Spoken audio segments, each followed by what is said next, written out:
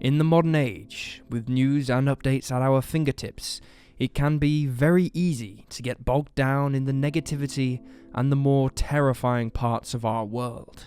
We can become overwhelmed by the number of missing persons there are, and consumed by how many crimes go unsolved. Naturally, these cases are a big part of what we study on this channel, and of course through the Cold Case Detective podcast, which you can check out by following the link below.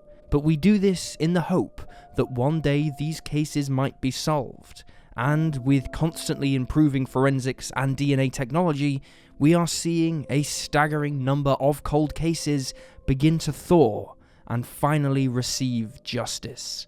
It is an incredible thing that proves there is always hope to be found, even in the darkest chapters of our history.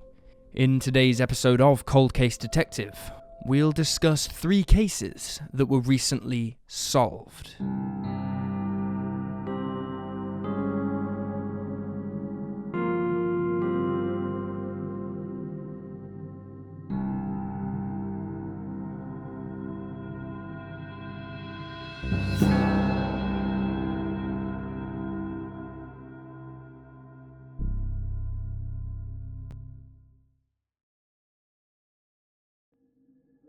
Krystal Lynn Beslanowitch.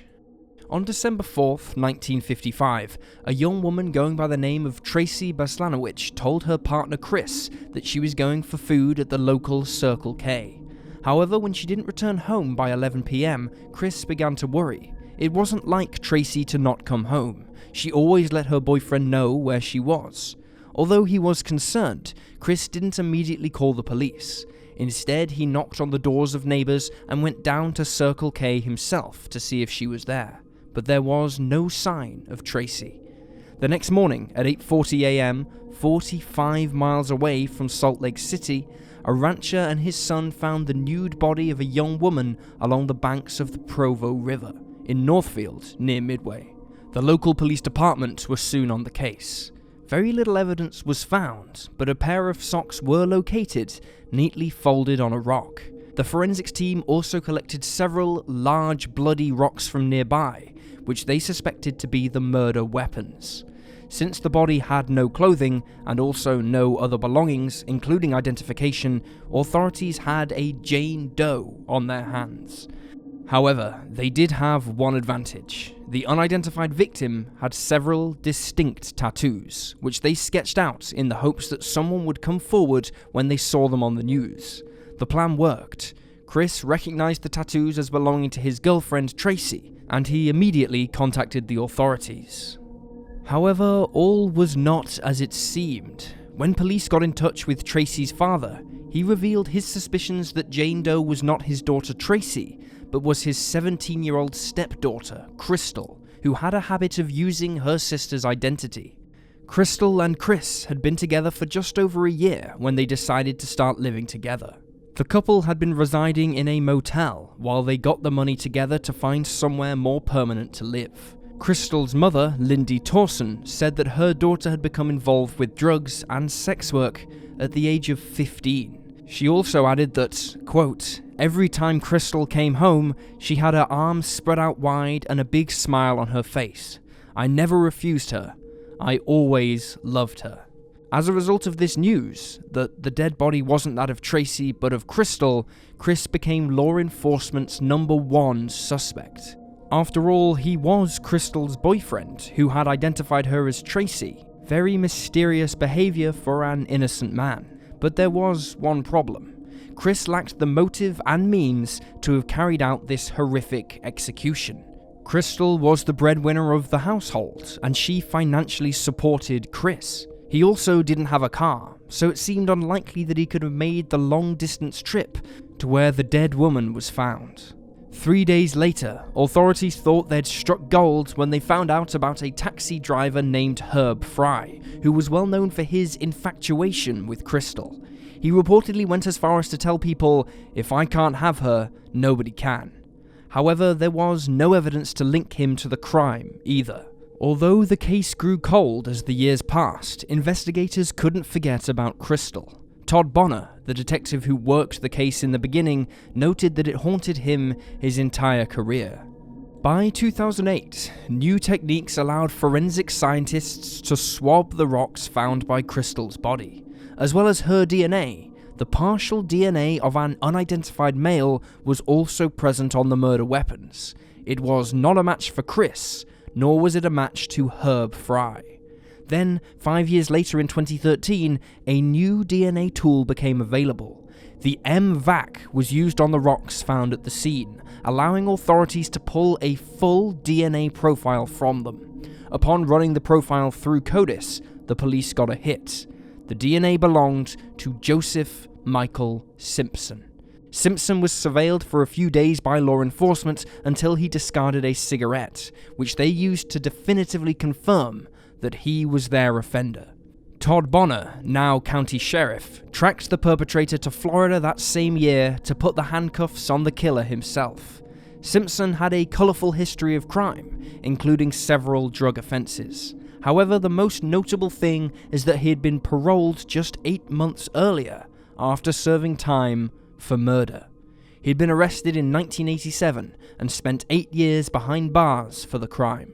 On September 29, 2016, Simpson was convicted of the murder of Krystal Beslanowitch.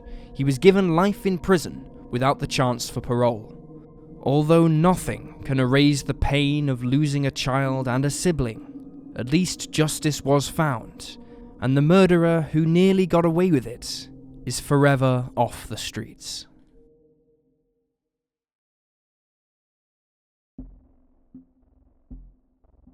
Pamela Shelley.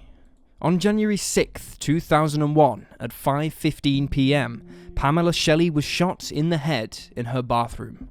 Her case was considered very open and shut, and almost immediately ruled as a suicide. At the time that Pam passed away, she was living with her boyfriend Ronnie Hendrick and her 2 children, Kayla, 12, and Dustin, 9. Originally from Arkansas, the mother of 2 was now living in a rural property in DeWitt County, Texas, 800 miles away from her home and her family. She was now just a mile away from Ronnie's family, having agreed to move to Texas with him in August of 2000. When Pam's suicide attempt was called in by Ronnie's father, she was still breathing. The ambulance that arrived came from outside the area and required directions to the nearest hospital. Ronnie was all too happy to oblige, leaving in the ambulance with Pamela just as the local police pulled up to investigate the scene. As a result, he couldn't be questioned, nor could they test him for gunshot residue. Law enforcement carried on with their job regardless, photographing the scene. A single slug and bloodstains were found on the floor, while the .32 caliber revolver Pam had used, along with its holster, were found on the bathroom counter. After combing through the scene, investigators turned to the Hendrick family, who were all present. They told officers that Pam was suicidal because she had to return to Arkansas, and they claimed she had to do this because her daughter was unhappy in Texas. They also added that there was a history of suicide in the mother of 2's family, and that her sister had killed herself in the years prior. They blamed 12-year-old Kayla in particular for her death, stating that she was a difficult child. Unbeknownst to the investigating officers, however, none of this was true. They were fed more lies upon questioning Ronnie, who said he was outside when he heard the shots. When he ran inside, he found his girlfriend on the floor. Once again, he reiterated the story of how Pam was upset and depressed about having to leave Texas. He explained that she would lose her children if she didn't return to her home state. Meanwhile, Pam died in San Antonio. The medical examiner who performed the autopsy quickly determined that the cause of death was suicide. The injury to her temple was consistent with a self-inflicted gunshot wound. However, the police officers working the case were not entirely satisfied with this ruling, so they asked Ronnie Hendrick to come and take a polygraph test. He was scheduled for 2, but failed to show up on both occasions. It wasn't long before law enforcement realized that Ronnie had fled, and they struggled to locate him. The case grew cold and was eventually closed, until 2008 when it was finally reopened. Around this time, Ronnie reappeared in DeWitt County. He was in jail on domestic abuse charges.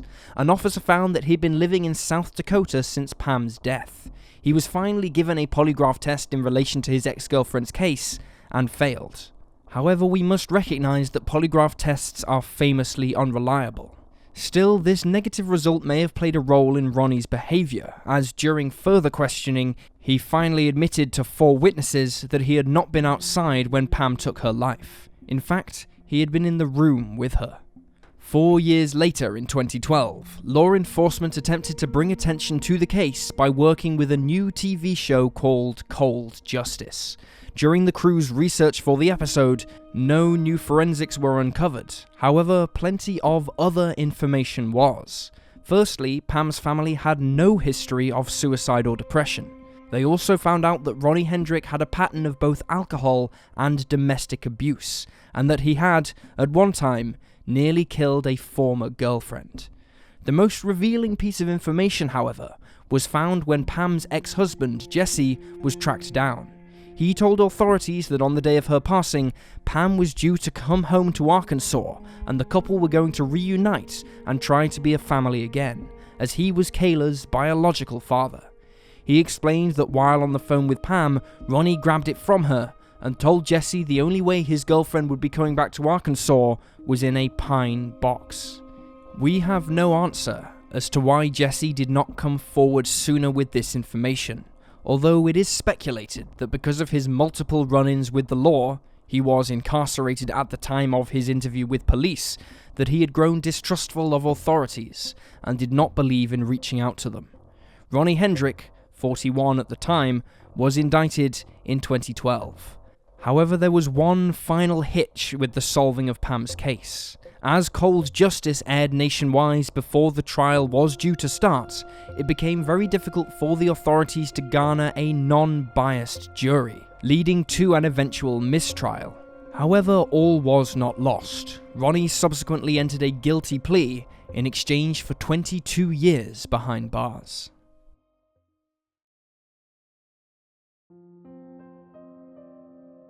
Christy Mirack. 25-year-old Christy Mirack was a popular schoolteacher living in Pennsylvania in 1992. Born in Pennsylvania in 1967, Christy Mirack had graduated from high school in 1985 and gone on to become a teacher. She had recently moved to Lancaster and taken a job teaching 6th grade children, where she excelled due to her kind, caring attitude. Although she was particularly close to her mother, Christy was very private about her life outside of work. As a result, not much information on her life outside of the school is known to the public. On December 21st, 1992, always punctual Christy failed to show up for work, causing her colleagues and boss to grow concerned. Knowing that this was extremely out of character for the 25-year-old, the principal of the school drove to her apartment complex. Suspiciously, the door was ajar, so Christy's boss peered in. What he found inside was a scene which horrified him, and he fled to another building to call the authorities. When police arrived, they quickly learned about Christy's steadfast devotion to her door and window locks. She was an extremely cautious person who always made sure everything was locked up tight before bed. She did the same when she left the house, making it extremely unusual that her door was ajar. From this, authorities deduced that the 25-year-old must have been either surprised by her attacker as she left her home, or knew the person and let them through. Christy did not live alone. She did have a roommate who'd left just before 7 that morning. As Christy herself usually left around 7:45, that left a very small window in which she had been attacked. There had clearly been a struggle inside the apartment. Gift parcels and bags were strewn all over the floor. The 25-year-old's end had been brutally violent. She had been sexually assaulted and strangled with her own sweater, her clothing in disarray. She had also suffered blunt force trauma, her face littered with bruising, and she had a fractured jaw. The perpetrator's DNA was taken from Christy's body and from underneath it, but provided no new leads. While the school's principal was, of course, considered a suspect initially, he was quickly ruled out, as was an old boyfriend of Christy's who was married and 20 years her senior. Multiple witnesses provided the description of a man driving either a white 1993 Dodge Shadow convertible or a 1990s ES, or possibly a Toyota. Following this, several different descriptions, sketches, and car information was released to the public over the following months. The police were clearly trying, but it seems difficult for them to pin down what information was the most accurate from what they'd been given. For years, police believed that she had been slain by somebody that she knew. 60 men were looked into and dismissed via DNA testing, and 1,600 people were interviewed in total in Christy's case. But everything was a dead end. Then in 2003, a local newspaper received a strange call from a suspicious man who mentioned Christy's alleged double life and promiscuous behavior. However, by the time the FBI was contacted, it was too late to run a trace to locate the caller. Fast forward to 2017, where new profiles of the killer were made, utilizing his DNA from the crime scene. A year later, this DNA was uploaded to GEDmatch, a genealogy website, and investigators working Christy's case finally got a hit on a man named Raymond Rowe, a local beloved DJ who went by the name of DJ Freeze. His sibling had uploaded their DNA to the website, leading to the hit. Much like the case of Krystal Beslanowitch, investigators in Christy's case observed her suspected killer before obtaining his DNA. It conclusively matched that which was taken from Christy's crime scene. Authorities also discovered that the man had driven a white Toyota Coupe at the time of the slaying. Born in 1968, Raymond Rowe had been divorced 3 times and, disturbingly, actually held an anti-violence rally the same year he had murdered Christy. Rowe was arrested in June of 2018. At the time, he was married to his 4th wife, a Ukrainian woman with a child from a previous relationship. Upon being arrested, Rowe admitted guilt and offered an apology to Christy's remaining family. Her mother had passed away sometime prior to the capture of Rowe. He told the family, simply, "I can't imagine what you're going through. I apologize." Despite admitting to the crime, Rowe offered no version of events, nor did he explain why he carried out such a horrific deed. It remains unknown how he knew Christy, although a ticket stub found in her apartment at the time indicates that she visited the club where Rowe worked as a DJ in 1992, but it is unclear whether the pair actually knew each other or not. After his arrest, one of his ex-wives came forward to state that at the time of Christy's execution, the couple had read the headlines together in shock. She noted that Rowe had expressed concern for her safety, knowing there was a killer on the loose. While Rowe escaped the death sentence, he will be in prison for the rest of his life. Authorities are uncertain if this was Rowe's only crime. For many, given the unforgiven brutality of Christy's slaying, it seems unlikely that it was simply a one-off act. Despite his lifelong imprisonment, Christy's family have noted that Rowe was still free of consequences for longer than their beloved sister and daughter was even alive. Despite this, Rowe was just another criminal who couldn't run forever. Another who thought they'd gotten away with it before justice finally caught up with him. And there you have the facts. 3 cases that were recently solved. Please leave a comment down below with your own thoughts and reactions, and remember to like this video and subscribe to support the channel. If you're still hungry for true crime content, you can check out the Cold Case Detective podcast by following the link below. Thank you for watching. Stay alert, stay safe, and I'll see you next time.